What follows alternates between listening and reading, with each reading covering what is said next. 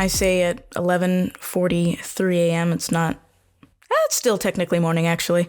It's not noon, so I'm right there. I mean, I had breakfast at like 10:30. I'm now having a cup of coffee at 11:30. So, and you're not even here, so I could very well be like, "What's up? It's 6 a.m. I've got my morning cup of coffee. Just got back from the Equinox gym because I'm visiting Manhattan." You wouldn't know the difference, but I'm an honest person, so I'm not gonna do that. I'm not gonna lie. I'm in my home. I am with a cheap cup of coffee, meaning it was made via Keurig. It's the Tully's Hawaiian blend, which is the only good thing that Tully's was able to produce. I'm surprised they stayed in business so long. I don't know what for. Remember, because they used to be in all of the grocery stores. I don't know if you remember this, but literally before like Target had like a Starbucks, before Walmart had a Starbucks, they were all Tully's coffee. If you're from the Seattle area, they were all Tully's. Everywhere you went, every grocer, it was all Tully's. And they were always giving up samples, but you never really saw anybody go over to the Tully's stand or into a Tully's via free will. It's almost like they got tricked into it. They're like, "Oh, where's the restroom? Oh, it's over there to the left. It's just the Tully's stand. That's not the restroom, I never understood that business at all. It was a coffee business and it was so popular. And so I would go around to people and I'd go, "Do you know why Tully's is popular? Do you drink Tully's? Do you know anything about Tully's?" Everyone would be like, "No, their stuff is disgusting. I would never go there. I go to Starbucks." And then they were all simultaneously replaced by Starbucks. Now you can't even find a Tully's. I don't know. I don't think they're around, because you'd see like maybe one or two independent stores and you'd wonder who's going there, because like with Starbucks and Dunkin' Donuts, who would go to a Tully's? Even McDonald's is better, like 99 cents for a cup of coffee, put some cream and sugar in there to mask the taste of despair you've fallen into because McDonald's was your only choice. No, I'm just kidding. McDonald's isn't that bad. I'm giving them a hard time. A lot of people are like, "Oh, you drink McDonald's coffee?" Their brewed coffee, it's fine. It's nothing to scream about, but for like 99 cents, $1.10 after tax, it's fine, okay? I don't know why people are really hating on McDonald's, but it's fine. I didn't say it was great. I didn't say it was spectacular. I didn't say it was fantastic. It's fine, great for the price point. Arguably a little better for the price point, I can see them charging $2 for that. McDonald's, if you're listening and you're like, "Oh, she just said we could charge $2 for our simple cup of coffee." Don't do it. I mean, you could, but you'd lose consumers. So that's my rant. I don't even know how that started. But yeah, I've been away for a while. I've been dealing with some stuff. I haven't forgotten about this podcast. Like I said in a previous episode, if I'm gone or not making episodes as regularly, it usually means that I'm going through something mentally, or I'm staying quiet because I'm planning something gigantic. Most likely it's the first one. However, in this case, it's the first one with addition of, I've known ever since having this podcast that I don't want to have filler episodes filled with absolutely nothing. What I mean by that is if I don't feel passionate about the episode I'm about to release, if I don't feel like I really have anything to talk about, then I'm just not going to do it, because producing work that I am genuinely just not proud of, or I know that I could have done better had I just waited, gotten some rest. Whenever I publish stuff like that, it haunts me from a distance, and I usually end up taking it down a few weeks later. I've never taken down a podcast episode because I'm proud of every episode that I have produced and put out there. And that is because I know myself in a sense, and I really care about the listeners, all three of you. You guys are the bomb.com. And so instead of just, insulting you with an episode where I'm like, let's discuss people putting pineapples on pizza for like an hour and a half. And there are podcasts that do that. Some are good at it, some are not. I'm not going to do that. I don't want to. It's not why I started doing this. So yeah, there's that I cannot talk today. And I don't know if it's because I woke up late or I'm just that exhausted because this is my first day off in a while. And I also have the day off tomorrow. So I have 2 days off in a row. And I haven't for like 3 weeks. It's been just nonstop and trying to work on this coffee, but I don't know what's going on with my speech. So if I fumble words, just assume it's early and I'm tired, but I'm trying. I'm here, okay? Hopefully you are too. I hope you're having a good day. I really do. And feel free, if you guys want to tell me about your day or DM or tweet at me, I would love to hear how you're doing. I would love to hear about your day. Even if you message me with a small win this week, here was my, highs and lows that people do at camps and orientations. What was your high this week and what was your low? Okay, I'm going to do it. You guys don't have to. If you want to message me with your high and low, I'm going to do it though. I usually hate doing these, kind of find them cringy. It's like an icebreaker. But right now I'm feeling like I kind of want to do it. Okay. And that's a great segue into what I'm actually going to talk about. My high this week, I don't know what my high is, so I'm going to start with my low, and hopefully by the time I mention my low, I'll know what my high is. My low actually kind of goes into what I was going to talk about. We're going back to my high now. I'm so sorry. I'm all over the place. I told you. My high is this cup of coffee in my hand. That is my high. No, you know what my high is? I saw a friend that I went to high school with the day before, and we went to this really neat sandwich place, and it was really great. I had a pumpkin ale, I think. No, I had an Oktoberfest beer. I don't know the difference. But anyway, it was really good. And she had a hibiscus margarita. So what happened was I ordered the hibiscus margarita because I was feeling like cocktails. And she ordered the beer because she's a G. But my margarita didn't taste like a margarita. It wasn't sweet in the slightest. And honestly, I felt like it didn't taste like anything. And so we always do these things where we like, oh, do you want to try my drink and I try yours? We did that. She liked my drink and I liked her drink. She didn't like her drink. It was a little too sweet, or like too much spice in it, being a Oktoberfest beer. And so we switched drinks not even mid, at the beginning of our lunch dinner thing. And it worked out because I really hated my drink and she didn't like hers, and we liked each other's drinks. So we switched and it worked out perfectly. Like, get yourself a friend like that where you find out the other one doesn't like what they ordered, and so you just do swapsies. Like, it was great. So anyway, I got to see her. We hung out in Seattle. That was my high. My low is that I just got rejected from my dream school. I didn't get rejected. Like, I didn't receive a letter that was like, and by the way, but here's what's going on. I was going to apply to the digital academy that Adobe does for UI UX. I've been trying to pivot recently and transition into a career in tech. So yeah, that's new. Basically, what this would have been is they partner with another program called General Assembly, and they partner with Adobe. General Assembly partners with them to create an internship, an apprenticeship, and then a full-time role at Adobe.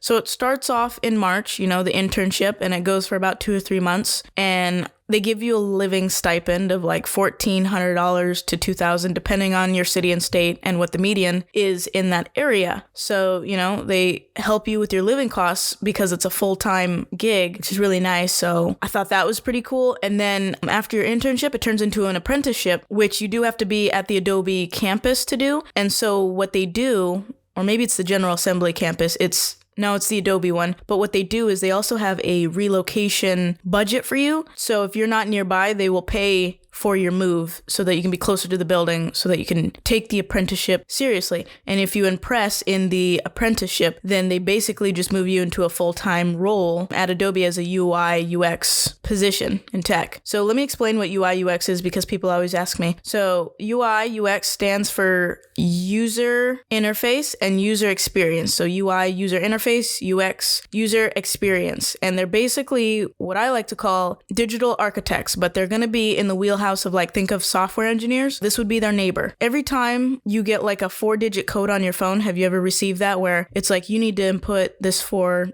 numbers that we text you, but you don't actually have to insert them because that little banner on your phone pops up and you just click that and it autofills? That is an example of UI UX. You don't have to type it in because somebody was like, that's too much work. Let's make it easier for the consumer. Let's make it more accessible, functional, and usable. So that's the interface, and then that's a good user experience. Another thing would be when Netflix found out that people were rewatching a lot of their favorite shows, they came to the conclusion, like, yeah, the theme song for these shows is great, but nobody likes to hear the theme song over and over and over and over again when you are rewatching shows, nonetheless binge watching them. So they were like, we've got to find a way to fix this problem. So they contract out and they go, hey, UI UX designers, here's the problem, solve it, literally. And so that's where the skip intro button comes in. They're like, how do we make this functional, create some sort of usability, and make it easy and seamless? And that is the skip intro button. It's so simple, but so complex. Complex when you look at like the back end, but like the idea and the concept, you would think, oh, I could have thought of that, but Netflix could not. And so like they had to get a team on it. So it's stuff like that. And then another thing would be like the entire layout of Spotify. That would be the interface, and the experience is you getting to use it. So every time you cue a song, having the play button be as big as it is, or having the drop drop-down menu or having things hidden versus shown. That's all examples of UI UX. Every streaming app you use on your phone, like Disney Plus, Hulu, that starts with wireframing and prototyping, and then it's brought to life by software engineers and UI UX designers and product managers. If you Google UI UX and then you click images on Google or just a simple definition, it'll tell you about it if you'd like to learn more. But yeah, so I'm transitioning into a job in tech, and this isn't like new. I've known about UI UX since I was 17, and I've known about coding since then. However, I haven't always had the resources to pursue that. I was doing a little bit of coding in high school independently, and I was taking a class as well. But at the time, I was on a 2011 iMac, and then I left for college and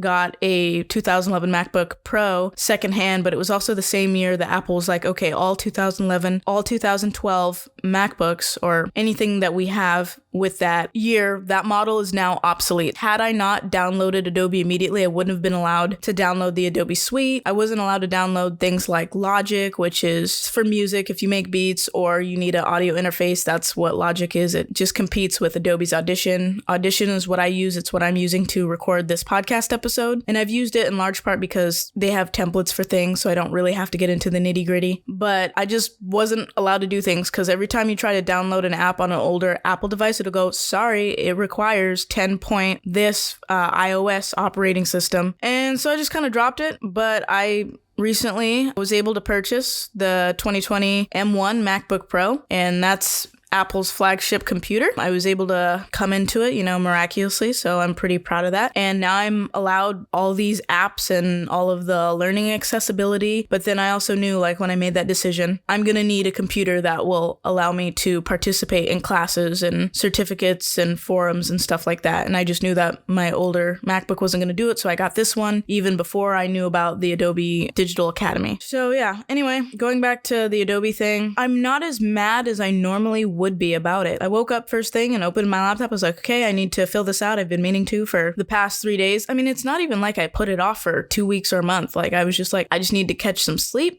And then I'll fill out the form. And they were like, nope, capacity. But back to what I was saying, I'm not as mad as I thought I was gonna be. I've come to the realization that an older version of me, I have been working on myself, which is what I'm gonna kind of get into in this episode. The older me would have been like, why is this happening? Why is everything so hard? How could I fumble this? Blaming myself. But in reality, instead of beating myself up when I started to, I came to the realization, which is, I didn't know. I did not know that this program was so exclusive. I did not know that applications were going to be closing the literal day that they opened. I didn't know that this program was so exclusive. I didn't even know that other people knew about it because, like I said, there's little to no information on Adobe Digital Academy. Like, when I found out about it, I was like, oh my gosh, I know about something that other people don't really know about that helps my chances for getting in, but I didn't know that they were only taking a certain number of people. Because it's presented like a school, because General Assembly is a boot camp. So if you've ever done an apprenticeship or, electrician school kind of thing like that, it's presented like that. You're learning a skill, a trade, but tech. And so I just didn't know. I mean, now I know, like, in the event that I am still where I am in 2023, now I know. Like, I know that I need to be sitting at my computer on October 3rd, 11:59, and then when it hits 12 a.m., I need to try and refresh the website and apply immediately for a spot in the program. But instead of getting down on myself, I'm just realizing I didn't know. There was no way for me to know because I read all of the information backwards and forwards, all of the pamphlets and stuff that they give you online. I did all of that, and there was no way for me to know about the application closing the same day or know that this program was that exclusive or that even other people knew about it, because they literally said it opens October 4th and then it closes end of November. So that is the allotted time that you have to fill out the application. So like me, I was like, oh, I have till the end of November. Obviously, I'm not going to wait till then. I'm going to fill it out as soon as the application opened. And then I realized I need to rest a little bit. So I'm going to do it the second week of October at the latest. And here we are 3 days later, and I'm apparently too late. So I almost find it laughable. I'm not as upset as I would be usually, which I think is progress. So, and that's another thing. I have really been trying to work on myself. And that's another reason I just haven't been publishing, because I came to the realization that I need to take a step back. I need to learn some things. I need to just kind of go through life, just kind of live it without being very active on social media or doing what I usually do. I just need to kind of be with myself. And part of that is because beginning of this year, talking to this girl, and we went on a couple dates and it looked like it was going somewhere, and it was not. And she was not clear about that. So I was like really excited, head over heels and stuff like that. And then she just kind of disappeared into the night, the wind, whatever. One day she was here, the other day she was not. It was really tough. And it got to me. It really messed with my head way more than it should have, probably. I was really lucky because I had a couple of good friends at the time. And so they were there to like kind of pick me up and tell me it was going to be okay. I just could not deal for some reason. I was not okay for I'll be honest, 3 or 4 months. And it wasn't just her. You're like, Holly, you really gonna be hung up on a girl for 3 to 4 months? But the first 4 months of 2022 wrecked me because it wasn't just the girl. My car broke down and it was $1,200 to fix. And I didn't have that money because I came into 2022. I'd finally paid off kind of all my debts and stuff. And I was like, this year's gonna be mine. I'm actually gonna do something this summer instead of work full time. I was really excited. Yeah, and then my car broke down. And then I was dealing with some family issues that were also really, really heavy. And so that happened as well. I was also working at Starbucks and things got really, really bad. Basically what happened is I found out that my job was being sabotaged, literally. So what I mean by that is I was doing a good job and I was on my way to becoming a shift. I had the support of my GM, my crew liked me, all the other shifts liked me. I have the experience because I've been with Starbucks for about 3 years at 3 different locations, but one person did not like me and she ended up getting promoted into a corporate position with the company. And when she got promoted, she decided to make it her job to make sure that I never level up in the company. And so she started saying some very untrue things about me and that I wasn't good at my job or I wasn't qualified. And a lot of people disagreed with her on this. The majority did, at least all the shifts. And somebody came and told me hey, I don't know if you know this, but when we have shift meetings or meetings with the upper level, this person keeps bringing you up and letting us know that you're just not good at your job and that you should never be in a position to be promoted. And that hurt because I really cared about everyone. When I'm in a shift position, I've been a shift maybe twice, at Mod. You guys already know the story of when I was getting promoted and stuff like that. And I've been a crew leader even without the official title at most of my jobs. I've been a senior person at the job. Granted, I haven't been there 20 years, but whenever the youngins come in, the 16-year-olds and stuff like that, I really try to have grace with them and I try to get the rest of management to, have grace with them because they're oh, they're not showing up because they don't really need the job or they're not doing this proficiently. I'm yeah, they're 16, chill. We have to have significantly more grace for them because they are living at home. They don't know what bills are. This is their first job. Yes, we're busy and it's frustrating because they are kids, but let's not forget that they are kids. And so I've always been one to try and advocate for the kids and the other members as well, because I do believe in equality and equity in the workplace because most times employers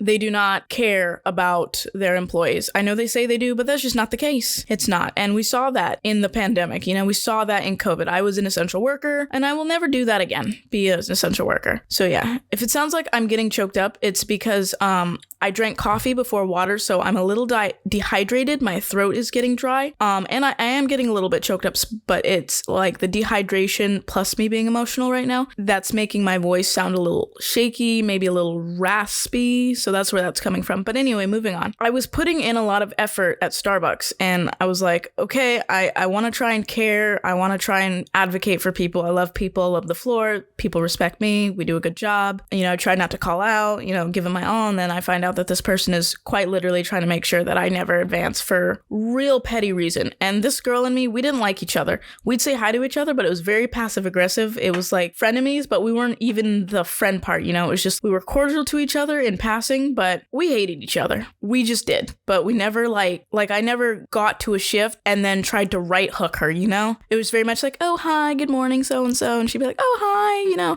could you go pick up product from this other store? It was very, very fake and passive aggressive, which is a common theme at Starbucks. So yeah. But anyway, she did that. And I just remember feeling so betrayed.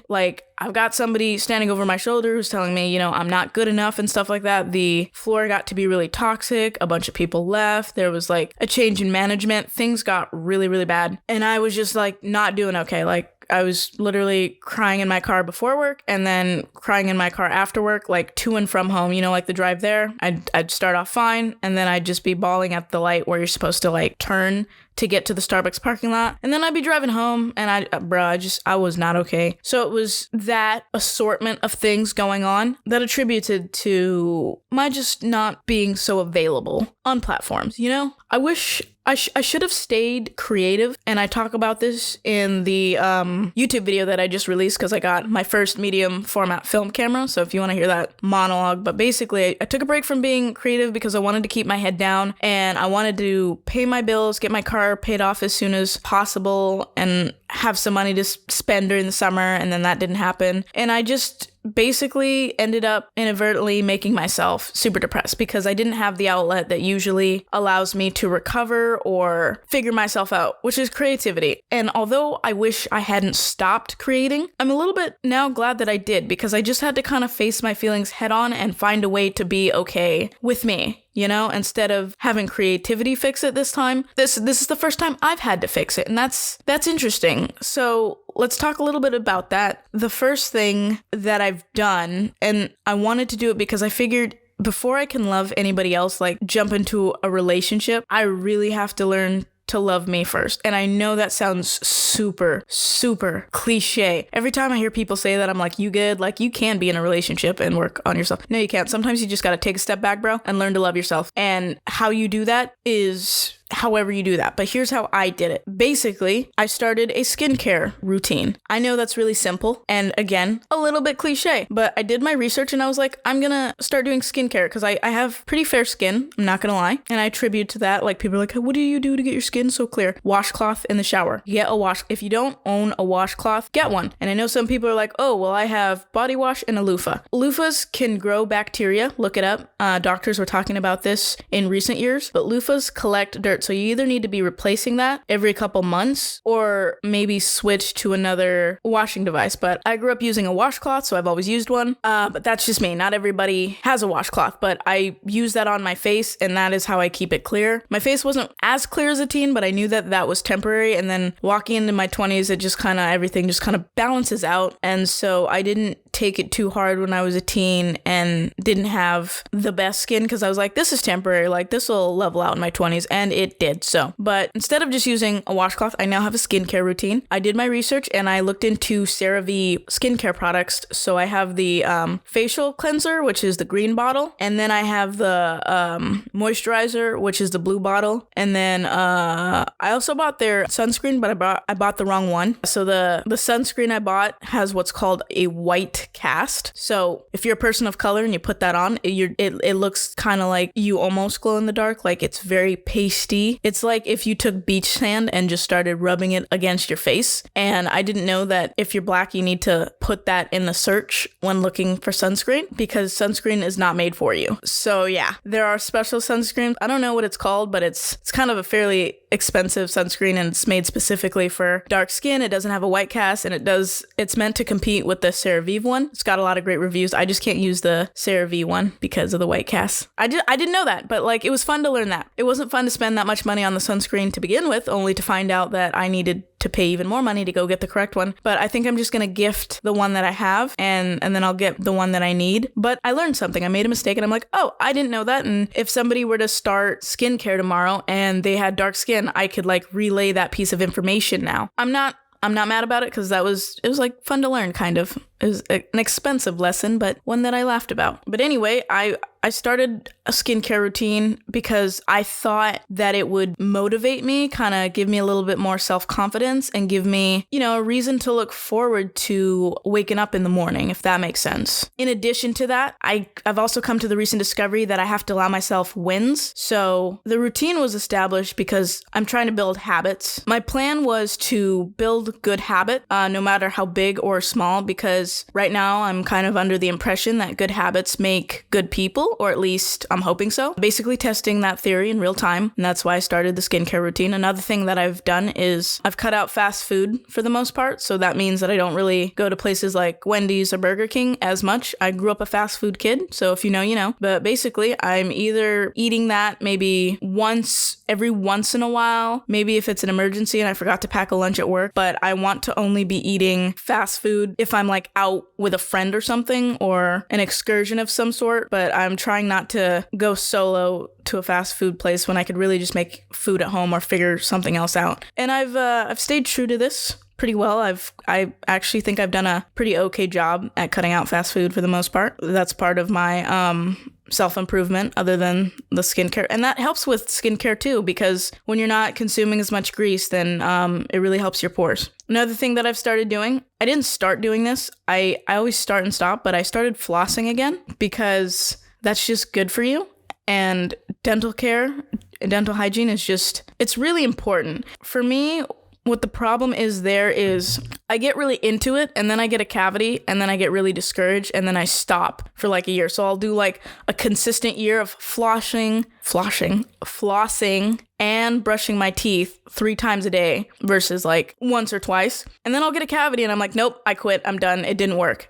I don't get cavities because of my lack of self-care. According to my dentist, cavities also come from like genetics, and me being adopted, I don't know, but they did tell me like I do a pretty good job with dental care. And so the reason for having so many cavities or having to go through that is most likely genetics. Like there's just no stopping genetics. But the problem is I get really discouraged. Like I'm doing great. I beat cavities. And then I get one and I'm just like, you know that like little Drake meme where it's like cups to the roses, where it's like that sad beat, that Drake vibe of heartbroken. I go into one of those little, like a spiral of a mini depression session where it's like 30 minutes of me just being egregiously sad. And then I'm like, I'm done. And then I got to find a way to pull myself back up. But I've figured out how to get out of that. And now I'm back to flossing. So floss once in the morning and I floss once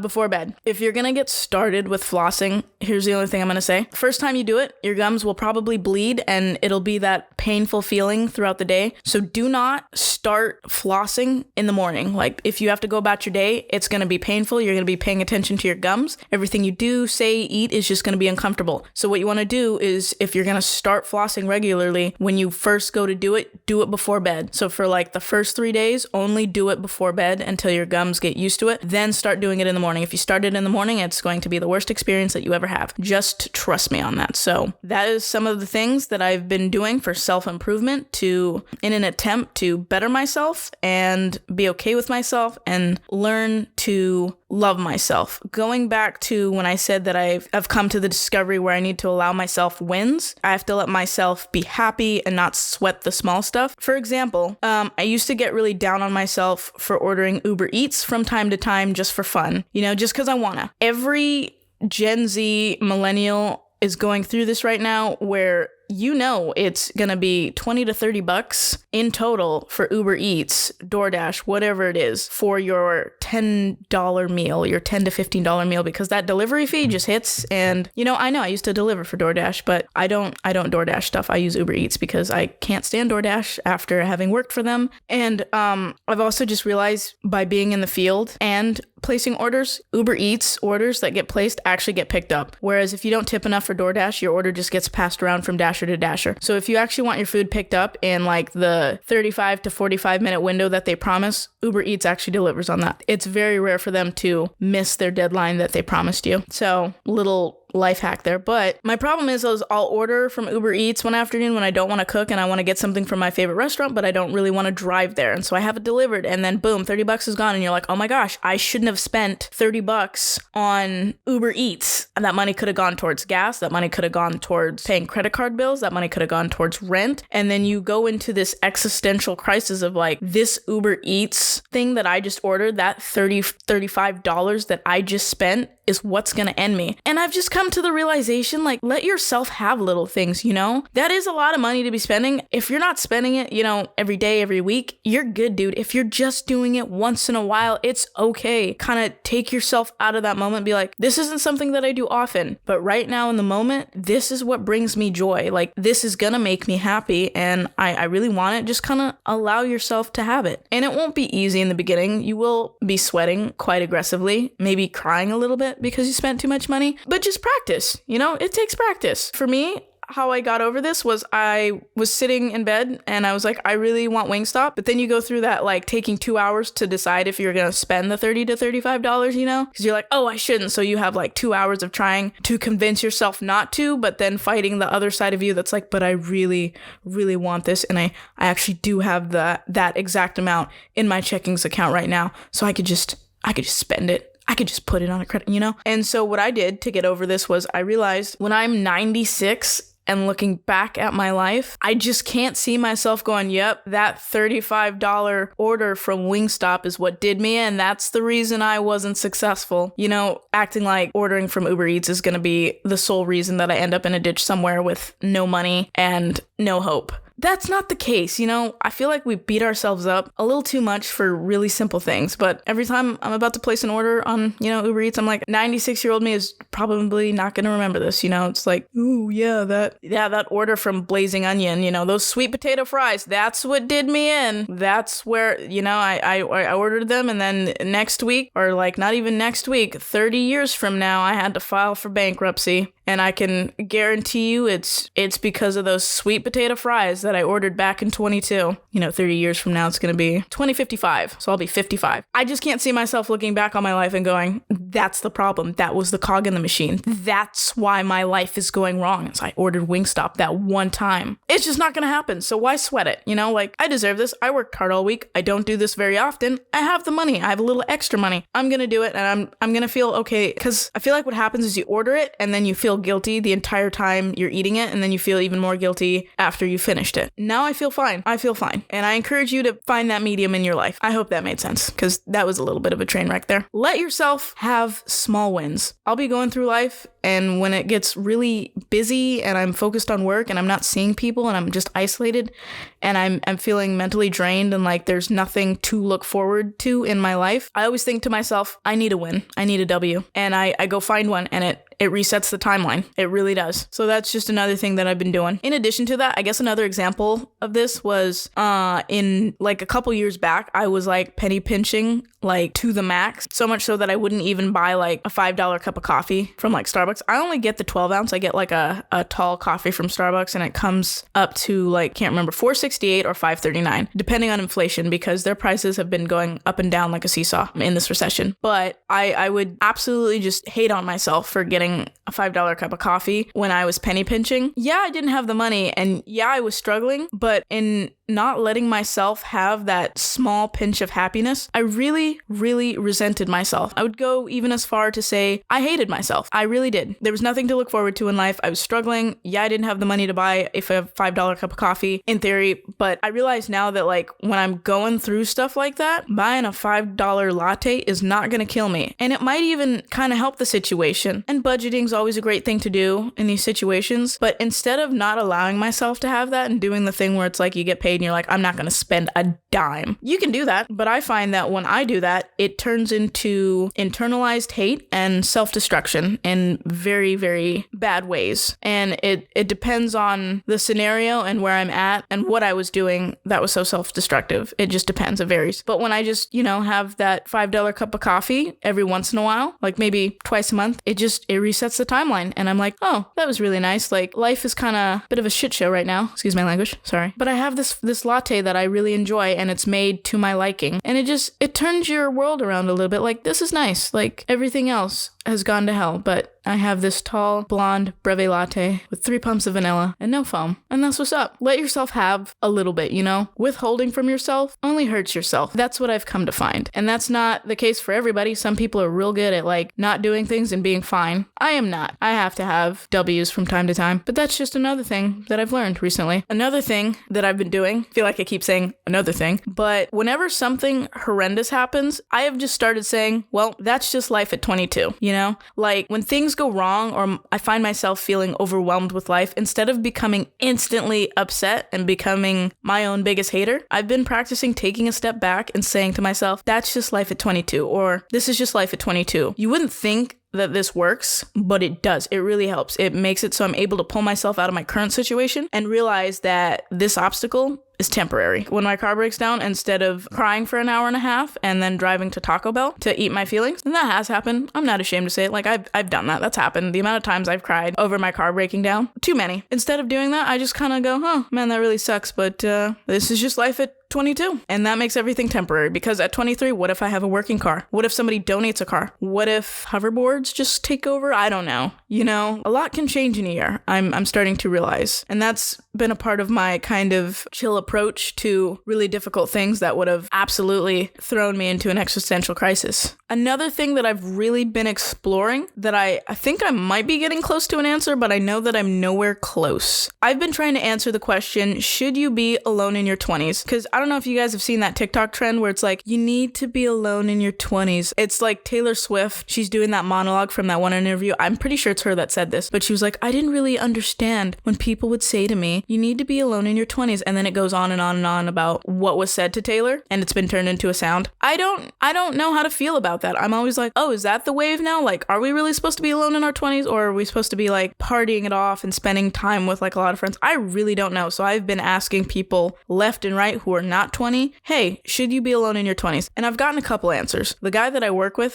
his name is Jeremy. He's an absolute sweetheart. And his answer was, it depends. He was like, this is what he said. And this is the best answer I've received so far. He said that, you know, it depends on who you are and what you like. Do you like being alone? Then maybe it's okay to be alone in your 20s. If you can't be alone, then maybe don't be alone in your 20s. But he just said, it depends, you know? And I thought this was a really good answer. Best answer by far. I asked somebody else and they were like, no, your 20s, they're meant to be spent with people. They just are. That's the vibe. Like, loneliness, it's not it. Your 20s are meant to be spent with people. And the way that they explained it was not as monotone as I just explained it. And it was a really good answer too. It was the first answer I'd gotten, but I really like Jeremy's answer a little bit better. I understand that, oh no, we as people aren't meant to be alone, because a lot of people were telling me that during the pandemic, like, hey, this isn't normal. We're not meant to spend this much time in isolation. We're not meant to spend this much time alone. And I go back and forth like crazy on this, if they're right or if they're wrong. And I think it's a valid answer. I'm just trying to figure out how I feel about it.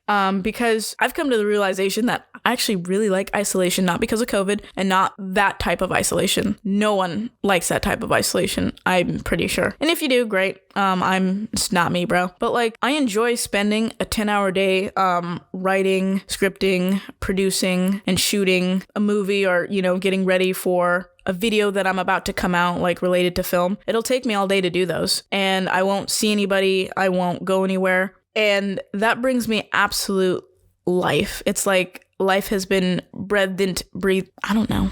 How do you say that? You know what I mean. And the way that I break up my like 10-hour day of just doing me stuff is I go 10 minutes up the road to Starbucks and I get like a 2-pump mocha, and then I drive back, and that completely breaks up my day. It's like, oh, yep, I went outside one day and I talked to the barista and I saw the trees, and I feel like I've lived the whole day outside, but really I was inside all day. Or I would love it if I could spend a lot of time just creating and doing all of the projects that I want to do, and then breaking up my week with like a lunch with a friend, or spending a day with a friend in Seattle like I did last week when I was talking about like the high, but then go back to my normal routine of I'm just working on so many projects, and then like I wouldn't be employed either. I'd be self-supporting, you know, independent, and just able to do my own thing. And that's what I want to do. And I didn't think that I was going to like it that much. But I've come to the realization that I don't want to do a customer-facing job. I don't want to really do things like sales and marketing. I'm good at it. I know that I have the charm for it, which does surprise me. But I don't want to do it. And I feel like kind of in a sense that was kind of put on me like, oh, you're good at this, so this is what you should do forever. I got told by, you know, various people like, you would not like riding a desk. Well, that depends, you know? It depends on what it is, because UI UX is going to be a lot of sitting at a desk. What I'm doing right now is sitting at a desk.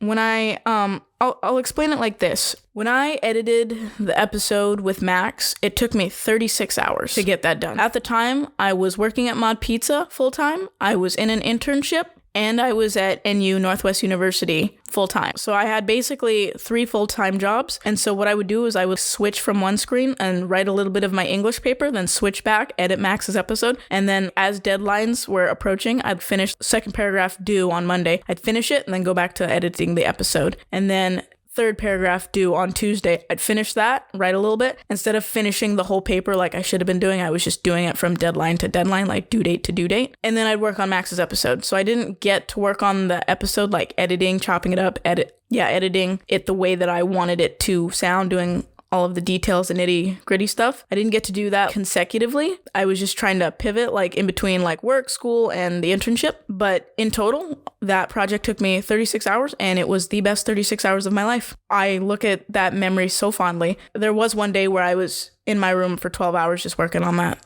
episode and I loved every single second of it. When I edit these episodes, it takes me anywhere between 4 to 6 hours, and that's on the shorter side because it could take, I allot 3 days for myself. So that's 1 full day of writing, 2 hours of recording on another day, and then another day just spent editing. That's 3 days. And then if editing takes too long, it would bleed into 2 days. But editing Max's episode, didn't do it consecutively, but over a span of time. That's all I did in my free time. And it was awesome. And it wasn't that I was like racing to publish it. I really enjoyed that. And so I think that getting a job in tech and working remotely and having control over how I break up the day and how much social integration I have, because I've also found that sometimes I spend all of my time with people, through mutual friends. So it's mutuals of mutuals. And man, I get tired. I get emotionally drained and I feel like I've done the wrong thing or spent time with the wrong people. And I go into this, emotional catastrophe where I'm like, I didn't like that at all because I don't really like those people. I was just invited to something and it was friends of friends and the vibe wasn't there. We spent way too much time together. Maybe I liked a little bit of it or the beginning of it, but it's just way too much social. And I was feeling that way before the pandemic,